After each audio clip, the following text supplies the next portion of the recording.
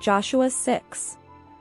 Now the gates of Jericho were securely barred because of the Israelites. No one went out and no one came in. Then the Lord said to Joshua, "See, I have delivered Jericho into your hands, along with its king and its fighting men. March around the city once with all the armed men. Do this for 6 days. Have 7 priests carry trumpets of ram's horns in front of the ark.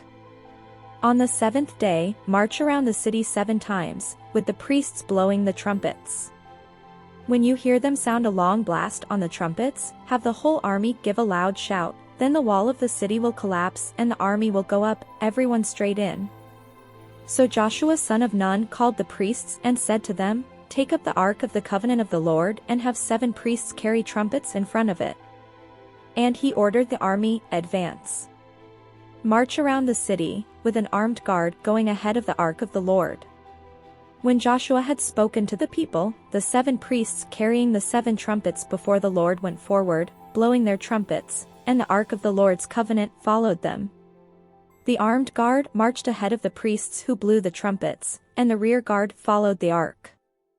All this time the trumpets were sounding. But Joshua had commanded the army, "Do not give a war cry, do not raise your voices, do not say a word until the day I tell you to shout. Then shout." So he had the ark of the Lord carried around the city, circling it once. Then the army returned to camp and spent the night there.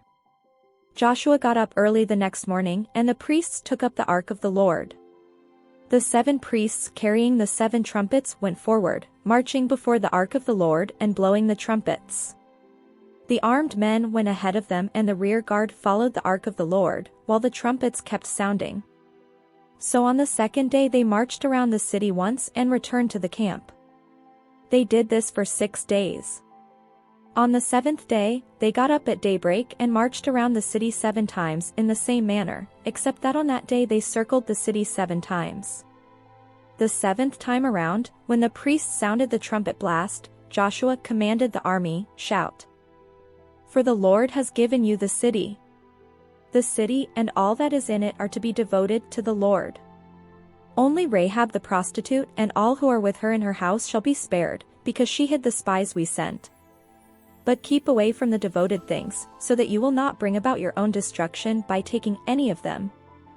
Otherwise you will make the camp of Israel liable to destruction and bring trouble on it. All the silver and gold and the articles of bronze and iron are sacred to the Lord and must go into his treasury." When the trumpets sounded, the army shouted, and at the sound of the trumpet, when the men gave a loud shout, the wall collapsed, so everyone charged straight in, and they took the city. They devoted the city to the Lord and destroyed with the sword every living thing in it, men and women, young and old, cattle, sheep and donkeys. Joshua said to the 2 men who had spied out the land, "Go into the prostitute's house and bring her out and all who belong to her, in accordance with your oath to her."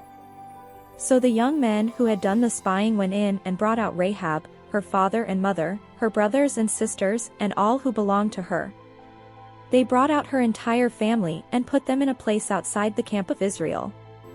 Then they burned the whole city and everything in it, but they put the silver and gold and the articles of bronze and iron into the treasury of the Lord's house. But Joshua spared Rahab the prostitute, with her family and all who belonged to her, because she hid the men Joshua had sent as spies to Jericho, and she lives among the Israelites to this day. At that time Joshua pronounced this solemn oath, "Cursed before the Lord is the one who undertakes to rebuild this city, Jericho.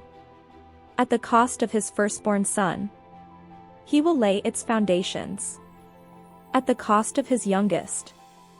He will set up its gates." So the Lord was with Joshua, and his fame spread throughout the land.